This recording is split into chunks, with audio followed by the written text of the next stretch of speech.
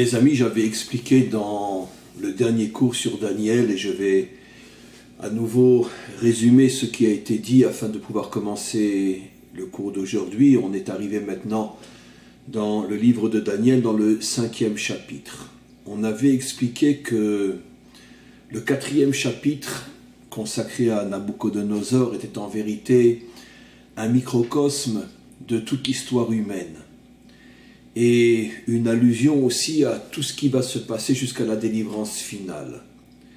Nabuchodonosor, le premier empire, le premier roi à la tête du premier empire qui a détruit le premier temple et qui a détruit la nation d'Israël, pas le peuple juif, mais la nation d'Israël, en ce sens que depuis la destruction du premier temple, 90% des Juifs ne sont jamais revenus sur leur terre, puisque à l'époque de Ezra, libéré par le roi Cyrus, roi de Perse, une infime, minuscule partie d'Israël va revenir sur sa terre et construire le deuxième temple, mais la grande majorité ne reviendra pas, ce qui signifie qu'en vérité, on est en exil depuis pratiquement 3000 ans, et pratiquement toute l'histoire d'Israël, la majorité de l'histoire d'Israël se situe en exil. On en parlera peut-être encore aujourd'hui. Mais il a été choisi étant le premier qui a détruit la nation d'Israël, qui représente d'une certaine manière la volonté de Nabuchodonosor, représente la volonté des nations d'empêcher Israël de se constituer en tant que nation afin d'empêcher Israël de remplir sa mission, comme on va le voir. Et donc lui-même a été choisi comme modèle de tout ce qui va arriver aux nations jusqu'à la délivrance finale, c'est-à-dire toutes les nations comme lui-même vont monter, atteindre une puissance inimaginable, au point que ça va véritablement, on pourrait dire, à leurs propres yeux les transformer en Dieu. Ils vont se prendre pour des... Rappelez-vous le cours donc de dimanche dernier, ils vont se prendre pour des dieux, ils vont se prendre pour des créatures d'une puissance inimaginable dont toute l'humanité ne dépend que d'eux. Ça leur monte à la tête, ça les rend fous. Et qu'est-ce qui est arrivé à Nabuchodonosor ? Eh bien, il a perdu la raison, il est devenu comme un animal. Et pendant 7 ans, on ne savait plus où il était, il vivait comme un animal. On a expliqué bien sûr dans le dernier cours l'allusion, le message, ceci pour nous faire comprendre que toutes les puissances, toutes les civilisations et tous les dictateurs et tous les dirigeants qui finissent par se prendre pour Dieu se transforment en véritables bêtes, en véritables créatures immondes qui se comportent comme des animaux, qui ne sont même plus des êtres humains. Et finalement, ils chutent, ils descendent au point qu'ils sont eux-mêmes complètement détruits. Et leur civilisation, leur empire disparaît complètement. Où sont les Grecs aujourd'hui ? Où sont tous les empires qui se sont attaqués au monde entier, et particulièrement au peuple juif? Où sont-ils aujourd'hui ? Israël est toujours là, mais eux ont tous disparu. Et malgré tout, il y a une allusion extraordinaire, encore une fois, dans l'histoire de Nabuchodonosor, c'est que lui va faire teshuva.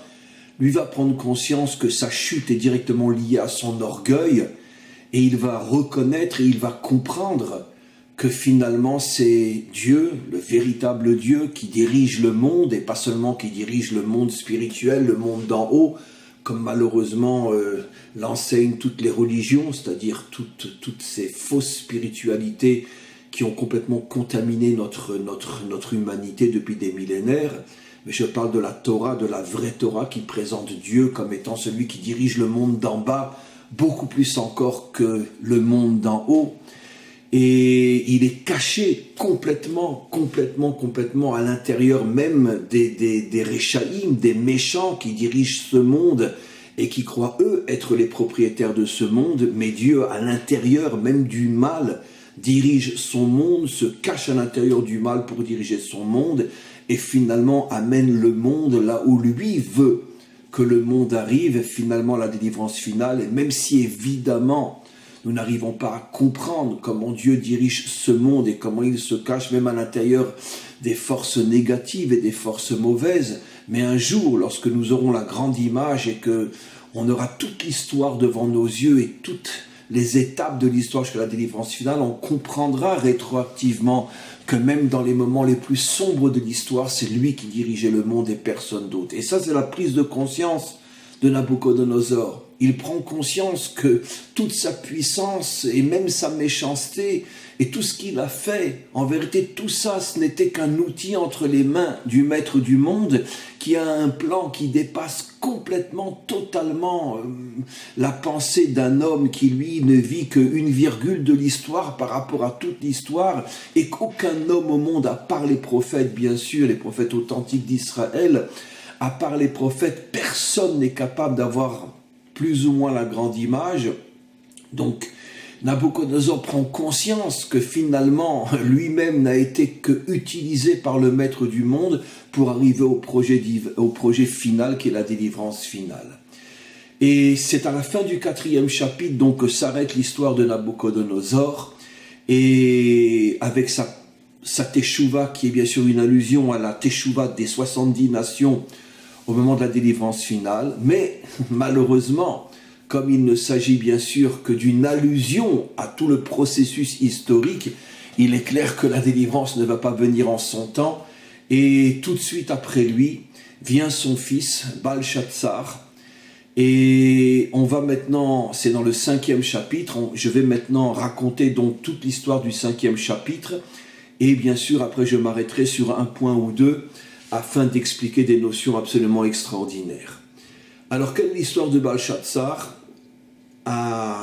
Il prend donc la tête de la Babylonie, enfin pas de la Babylonie c'est un empire qui s'étend pratiquement jusqu'aux extrêmes limites de toute la civilisation telle qu'elle est à cette époque-là. Mais malgré tout, il y a une autre puissance, c'est l'histoire de la statue dont on a parlé il y a longtemps, une autre puissance qui est en train de monter, c'est la puissance perse, avec Cyrus et Darius. Elle est en train de monter, elle est encore plus ou moins dominée par l'empire babylonien, dont Balchatsar, le fils de Nabuchodonosor, a pris la tête, et ils essayent eux-mêmes d'atteindre la grandeur qui leur est promis, telle que nous l'avons vu dans la fameuse statue, puisque tout de suite après la Babylonie, c'est la Perse qui va prendre la tête du monde, et se sentant suffisamment forts, ils engagent un combat contre la Babylonie. Et encore une fois, à cette époque-là, c'est Balchatsar, le fils de Nabuchodonosor, qui est à la tête de la Babylonie. Nabuchodonosor est déjà mort, et les Perses arrive donc pour livrer un combat important dans l'espoir de pouvoir détruire l'armée babylonienne, et ils ne sont pas encore vraiment, à quelques heures près, comme on va le voir, ils ne sont pas encore complètement prêts, et finalement c'est Balchatsar qui gagne et qui arrive à les repousser, et ils repartent en Perse. Malgré tout, Balchatsar ne veut pas envoyer ses soldats jusqu'en Perse, parce que Balchatsar, semble-t-il, lui aussi avait entendu l'histoire de toute façon de la statue de son père. Il était au courant de tout ce que son père avait vécu, de toutes les interprétations de Daniel, et il savait parfaitement qu'un jour viendrait où les Perses seraient eux, ceux qui domineraient le monde. Et donc il arrive à les repousser, c'est une grande défaite pour les Perses, mais d'un autre côté, il ne va pas les poursuivre jusqu'en Perse, parce que, il se dit, quoi qu'il en soit, un jour viendra où c'est eux qui prendront le dessus. Il rentre chez lui à Babylone, et à ce moment-là, il organise un festin énorme avec des milliers d'officiers, des milliers de généraux, puisque dans son armée, il y a bien sûr des milliers de mercenaires, puisque, étant un empire qui domine des dizaines et des centaines de nations, et toutes ces nations sont au service de la Babylonie, donc il est dans son palais, il organise un festin inimaginable où se trouvent réunis des milliers de personnes. Et tout d'un coup, pendant que le festin se prépare, il lui monte à la tête ce que plus tard le roi Assuérus fera à l'époque de Mordechai et Esther. Il lui monte à la tête une idée de faire sortir tous les ustensiles du temple que son père avait bien sûr, Nabuchodonosor avait capturé lorsqu'il avait détruit le temple et qui se trouvait donc dans les trésors de la Babylonie. Il demande à ce qu'on amène tous les ustensiles du temple et il décide qu'ils vont manger dans les ustensiles du temple.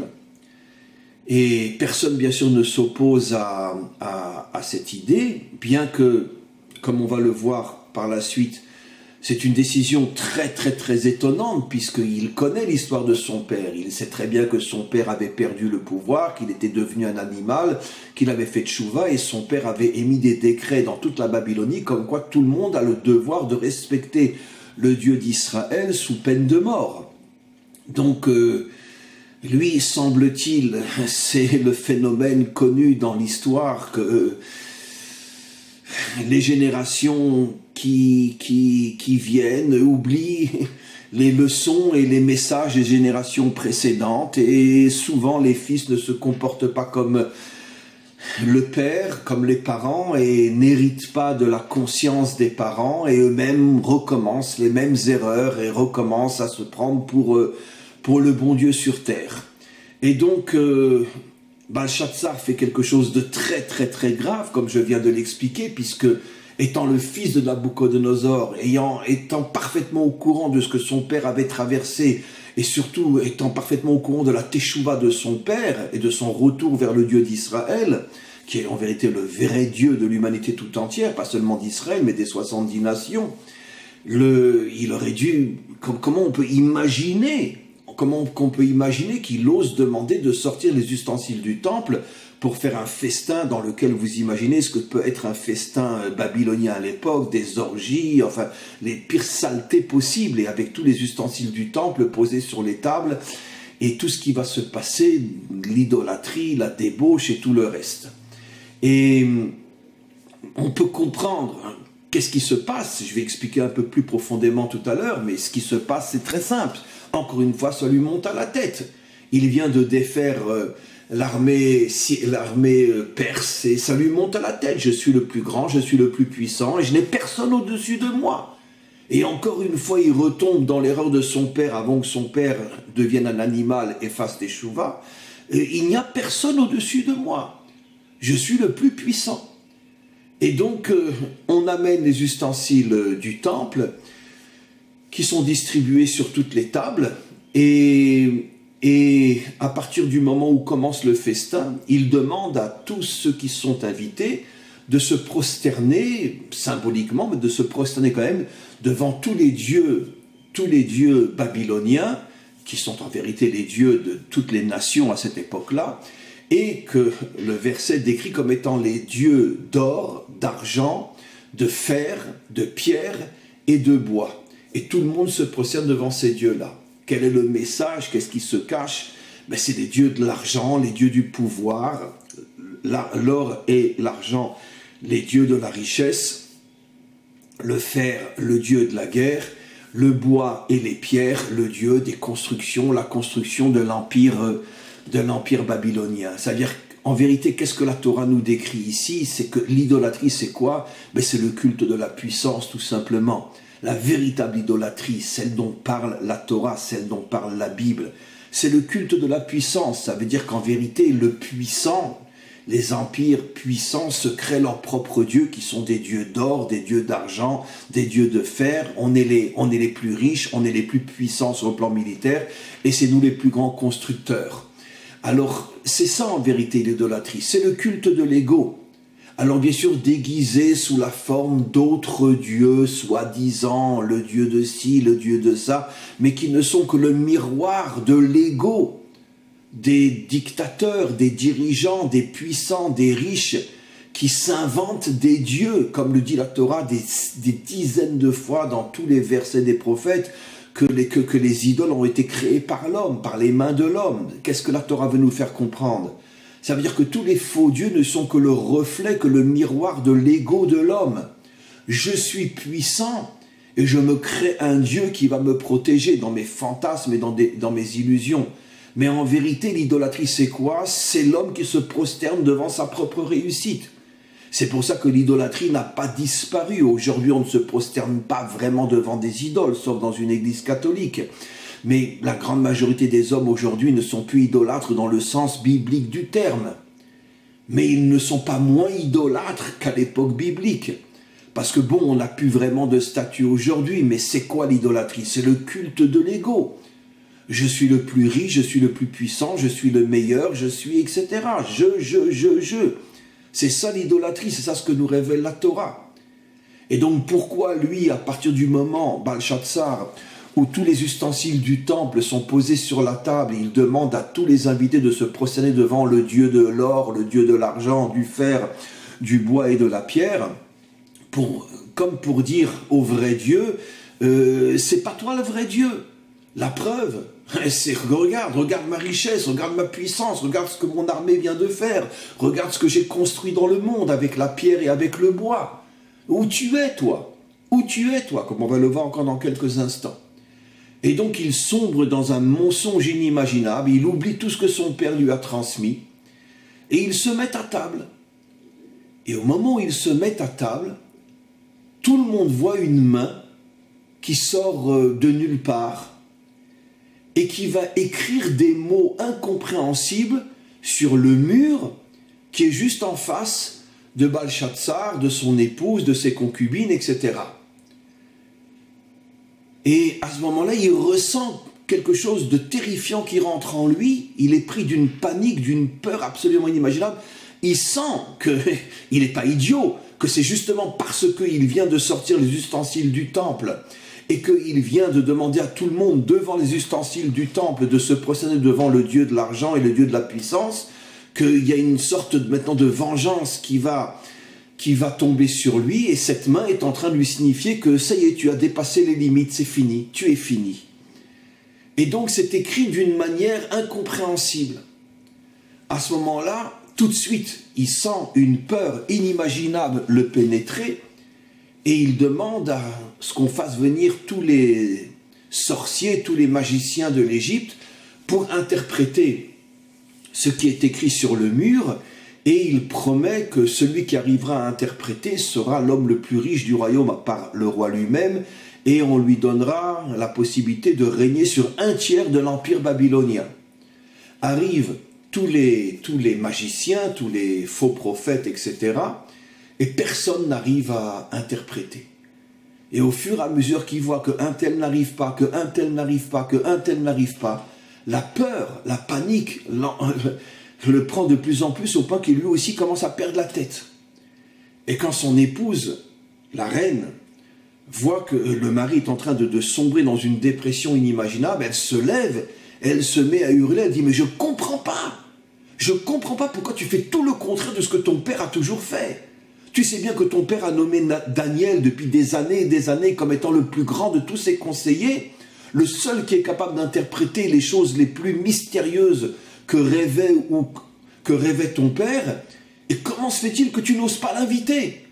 Qu'est-ce que tu as besoin de faire venir tous ces gens-là? Fais venir directement Daniel. Lui va t'interpréter ce qui est marqué sur le mur. » Pourquoi il n'avait pas fait venir Daniel?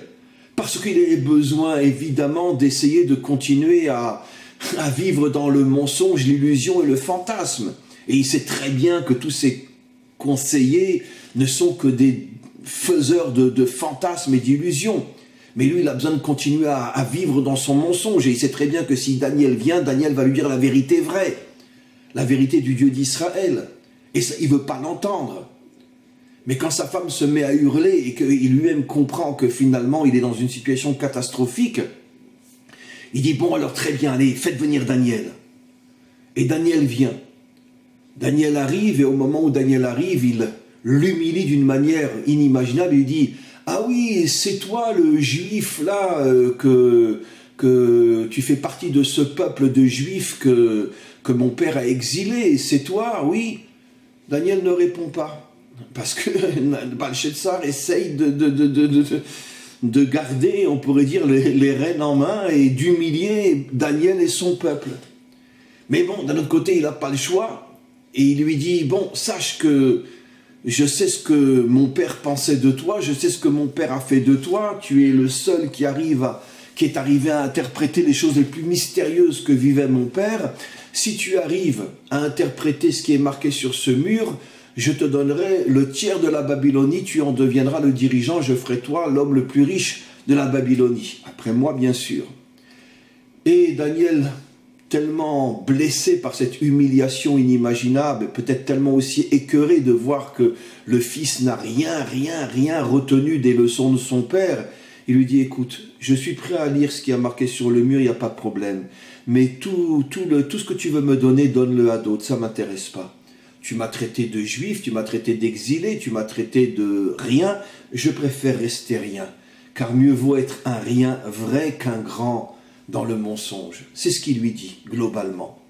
Bon, on se serait attendu à ce que le roi lui coupe la tête, mais le roi a besoin de savoir ce qui est marqué sur le mur. Il garde sa colère en lui, et Daniel interprète. Et lui dit, sache que ce qui est marqué sur le mur, tu viens de défaire l'armée perse. Mais sache qu'au moment où tu es assis avec tous tes officiers et tous tes généraux dans ce banquet, ils ont profité de la situation pour revenir, sachant que l'armée était au repos, parce que tu ne pouvais pas imaginer qu'en quelques heures, ils allaient se reconstruire et reformer une armée après une si grande défaite et revenir. Ils sont en train de revenir, ils sont déjà à la porte de ta ville. Et dans quelques heures, voilà ce qui a marqué. Toi et ton empire disparaîtra, et c'est les Perses qui vont dominer le monde. Ils vont te remplacer. Quand Balshazar entend ça, il est pris de panique inimaginable et on en commence à entendre des cris dans les rues de Babylone et ça y est, l'armée perse est entrée avec une force inimaginable. Ils sont en train de tuer, de massacrer tout ce qui est sur leur chemin et ils arrivent au palais et ils tuent Balshazar. C'est-à-dire que finalement, Balshazar n'a même pas le temps de se venger contre Daniel, qu'il a osé lui dire « garde tous tes cadeaux pour toi ». Il rentre dans le palais et il tue Balshazar et c'est la fin de l'empire babylonien. Voilà donc de quoi parle le 5e chapitre. On verra bien sûr qu'est-ce que va devenir Daniel, qu'est-ce que vont devenir les Juifs sous l'empire perse, etc. Mais pour l'instant, je voudrais revenir encore une fois, juste un instant, excusez-moi.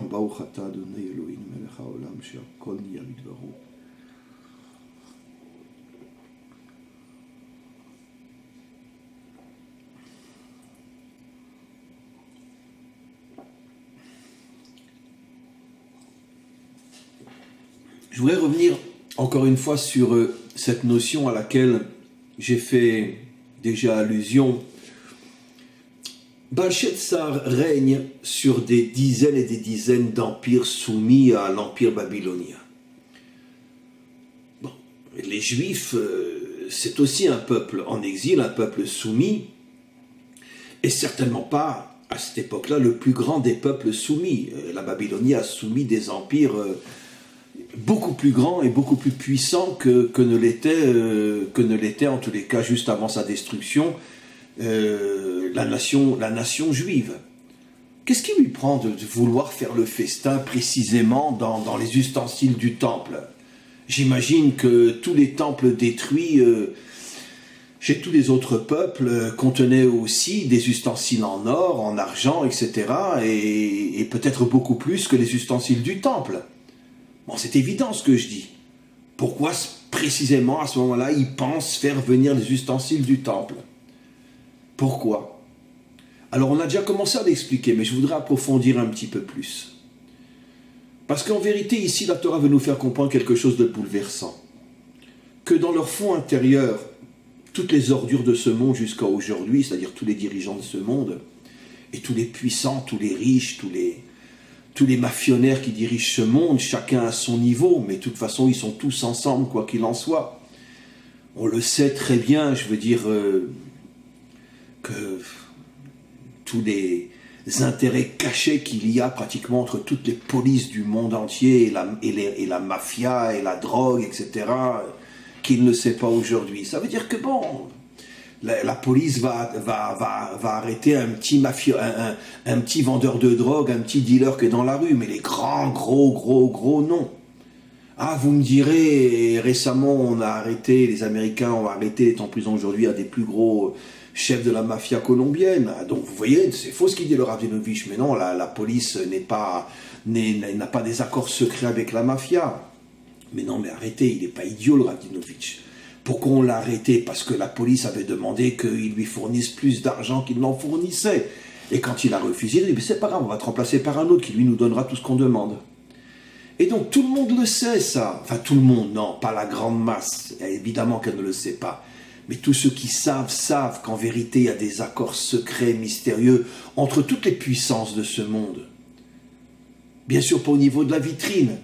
Mais tous les puissants, c'est eux qui se sont mis d'accord. Bon, toi tu es dans la drogue, toi tu es dans la police, toi tu es dans le gouvernement, toi tu es dans les banques, toi tu es ici, vous savez. Mais bon, plus ou moins on s'arrange pour que personne ne dérange personne et on ait des accords entre nous et que finalement c'est nous qui dirigeons le monde. Et donc, le mal qui est à la tête du monde, en vérité, son plus grand désir, sa plus grande volonté, c'est de détruire Israël. Et en vérité, beaucoup plus que de détruire Israël, de détruire le Dieu d'Israël. C'est-à-dire de tout faire pour qu'il ne se manifeste pas. De lui prouver que c'est nous qui avons gagné.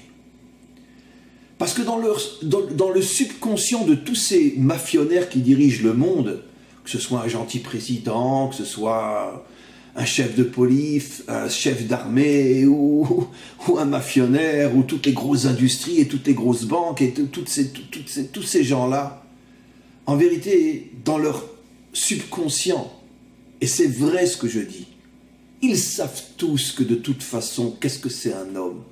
Aujourd'hui ici, demain bouffé par les vers. Et qu'est-ce que c'est la puissance? De toute façon, combien de temps je vais la voir, la puissance? Et ils ne lisent pas l'histoire, ils ne se demandent pas où sont les Grecs, où sont les Romains, où sont les Égyptiens de l'époque des pyramides, où sont les Perses de l'époque de Cyrus, où sont les Babyloniens de l'époque de Nabuchodonosor. Où sont toutes ces puissances-là? Si des puissances entières ont disparu, qui je suis moi en tant qu'homme? Mais le problème, comme je l'ai souvent expliqué, c'est que dans chaque homme, il y a, on pourrait dire, une force terrible, une force du mal terrible, que, bon, les enseignants, généralement, appellent le Yetzer Hara, le mauvais penchant. Mais moi, j'aime pas cette manière de parler. C'est... Non. Moi, j'appelle ça l'ego. L'ego, c'est-à-dire le culte de soi.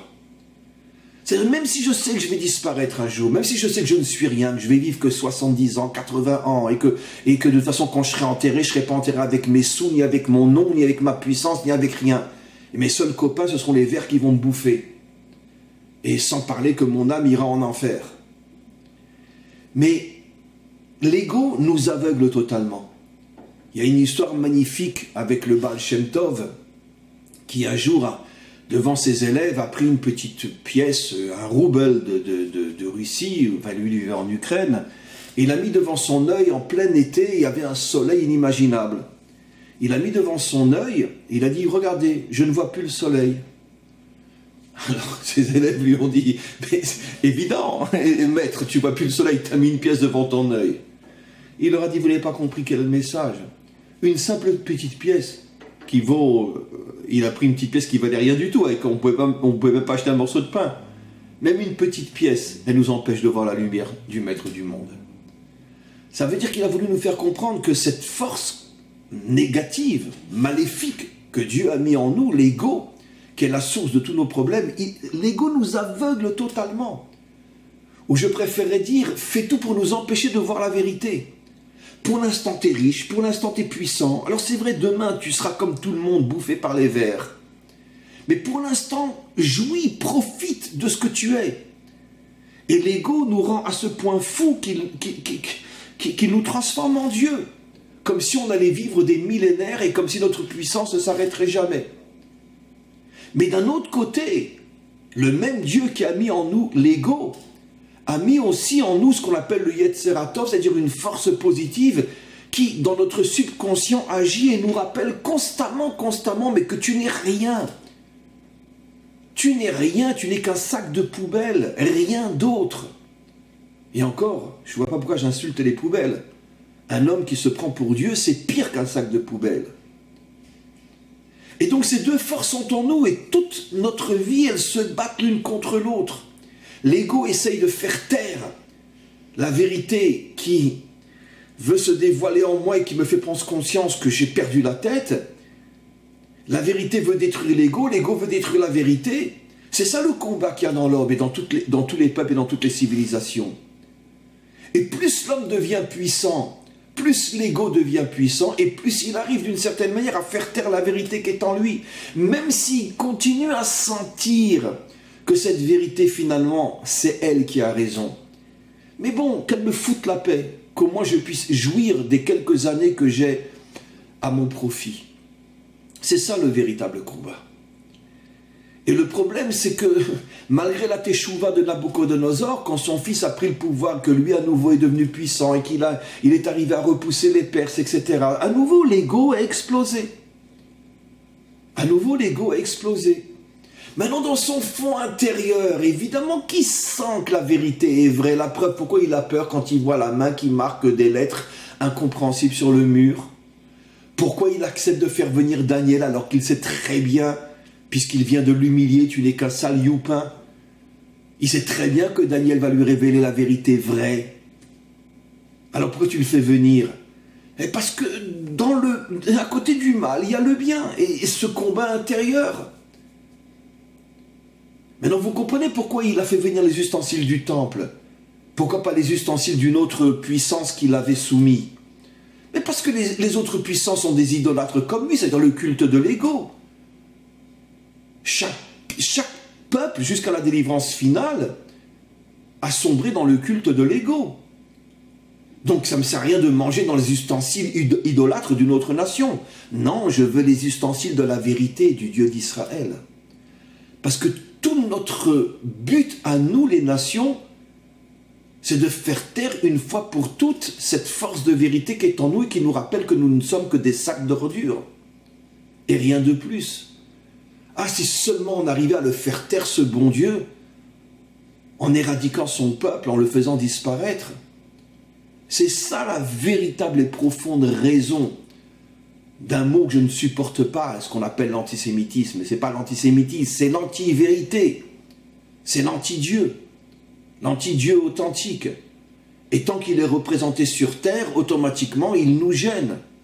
Donc il faut le faire disparaître. Il y a une conspiration mondiale contre Israël. Ce qui va être bientôt la guerre de Gog, où toutes les nations vont essayer de détruire une fois pour toutes Israël. C'est ça en vérité le vrai problème. De la même manière que sur le plan historique, toutes les nations se battent contre Israël, à l'intérieur de chaque homme, l'ego se bat contre l'étincelle de vérité qui est en lui. C'est ça, et uniquement ça. Ce qui se passe à l'extérieur se passe à l'intérieur. On peut imaginer que Hitler aussi avait en lui un combat inimaginable, et toute sa rage est sortie contre les youpins. Foutez le camp. Peut-être que quand vous ne serez plus sur cette terre, peut-être que l'étincelle de vérité nous foutra la paix aussi. Disparaissez. C'est ça le grand message que nous envoie ce 5e chapitre. Toutes les nations n'ont qu'un seul et unique but. Je ne parle pas du citoyen dans la rue. Il y a des millions, des dizaines, des centaines de millions extraordinaires partout dans le monde. Mais je parle, moi, des puissances qui dirigent l'argent, le pouvoir. C'est ça, de ça que je parle. La Torah ne s'intéresse pas aux citoyens. Le citoyen est une victime comme les autres. Ce n'est pas eux les méchants. Les méchants, c'est toutes les crapules qui dirigent le monde. C'est eux qui, depuis des millénaires, sont tous ensemble contre Israël. Quand, en Amérique, certains dirigeants juifs ont supplié le dirigeant des États-Unis, je crois Eisenhower à cette époque-là, de bombarder les rails qui menaient à Auschwitz. Ah non, on n'a pas le temps, on ne va pas gaspiller nos bombes. Vous êtes sûr vraiment qu'on tue les Juifs à Auschwitz comme si les Américains ne savaient pas? Non, mais attends. On a demandé aux Anglais de le faire, ils ont refusé eux aussi. Attends, quelques millions de Juifs de moins, tant mieux. Comme ça, on pourra continuer à être ce qu'on est. Bien sûr. C'est ça le grand message de ce 5e chapitre. La lutte à l'intérieur de l'homme entre l'ego et la vérité, la lutte dans le monde entre les nations et Israël. Mais maintenant, je veux préciser quelque chose de très très important. Et ça sera la fin de ce cours. J'ai déjà expliqué des milliers de fois que les Grecs, quand ils ont traduit la Torah, l'ont complètement falsifié du premier mot jusqu'au dernier, mais ils ont rentré des venins dans la traduction afin de discréditer le peuple juif. C'était ça toute leur intention. Jusqu'à aujourd'hui, 99% des traductions de la Torah sont des hymnes de mensonges. Il n'y a pas un mot qui est vrai dans leur traduction, comme j'ai déjà expliqué. Et ils ont rentré des venins afin de discréditer le peuple juif. Et puis après, comme les traductions sont devenues pratiquement officielles, même les juifs sont tombés dans le panneau.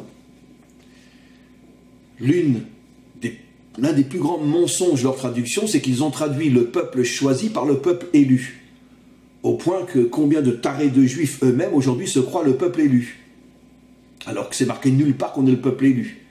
Quelle est la différence entre choisi et élu? Ben, la différence est évidente. Si je suis élu, je suis le meilleur.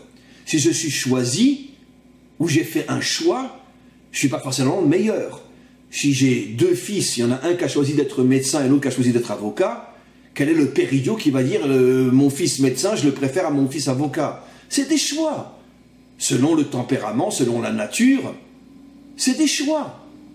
Mais ça ne veut pas forcément dire qu'un est mieux que l'autre. Il n'est marqué nulle part que nous sommes le peuple élu. Et maintenant écoutez bien ce que je veux dire. Le peuple juif n'est pas meilleur que les autres. Ce n'est pas le peuple élu. Parce qu'il y a des milliers de gens extraordinaires chez nous, mais il y a des milliers de gens extraordinaires chez les nations aussi. Il y a des milliers de pourritures chez nous. Et il y a des milliers de pourritures chez les nations aussi. On peut imaginer aujourd'hui que le peuple juif dise on est le meilleur des peuples. Non mais attends, il n'y a pas de mafia chez nous. Il n'y a pas de prostitution chez nous. Il n'y a pas de défilé gay chez nous. Il n'y a pas de dirigeants corrompus chez nous. Alors que ça veut dire? Qui va oser dire qu'on est les meilleurs? Qu'on est élus? On n'a jamais été élus. On a été choisis. Le Maître du monde nous a choisis pour une mission claire. Il a décidé, et ça c'est des cours en soi que je ne vais pas faire aujourd'hui, en vérité c'est lié aussi un peu grâce au fait que nous sommes les seuls à avoir accepté la Torah, comme on le sait. Dieu l'a présenté à toutes les nations, tout le monde a refusé sauf nous. Bon, à cette époque-là, on avait la chance d'avoir Moshe à notre tête. On a accepté la Torah, donc il a décidé que ça passerait par nous. Le dévoilement de la vérité passerait par nous. Pas parce qu'on est les meilleurs.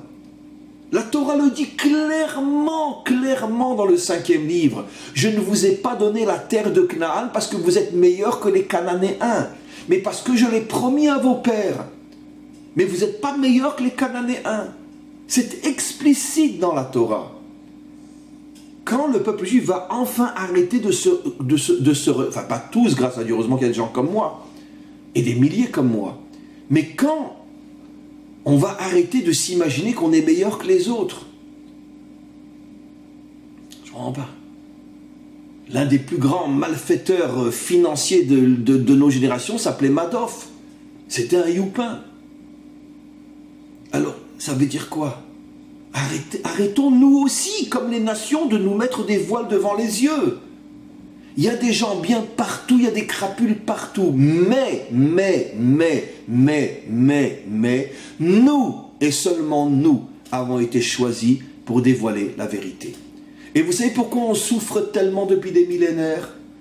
Parce qu'on refuse d'accomplir notre mission. Alors arrêtons de se prendre pour le peuple élu. Ça fait des millénaires que nous refusons d'être le canal de la vérité dans ce monde. Et c'est pour ça que tous les malheurs nous tombent dessus. Hachem nous dit, vous ne voulez pas remplir la mission pour laquelle je vous ai choisi? Alors je vous jette dans l'arène et vous êtes dévorés par les lions. Voilà. Et le jour où vous ferez teshuva comme Nabucodonosor, et que vous accepterez de jouer votre rôle, pas parce que vous êtes meilleur que les nations, mais parce que j'ai choisi pour ce rôle-là. Un point, c'est tout. Le jour où on acceptera de consacrer toute notre vie en tant que nation uniquement pour le dévoilement de la vérité, à ce moment-là, toutes les nations en tout cas tout ce qu'il y a de bien parmi les nations, se joindront à Israël pour la reconstruction d'un monde meilleur. Donc, je tenais à préciser ce point-là qui est très important. Malheureusement, quantité d'enseignants chez nous aujourd'hui continuent à mentir et à transmettre des mensonges et à faire croire à leurs auditeurs que nous sommes les meilleurs.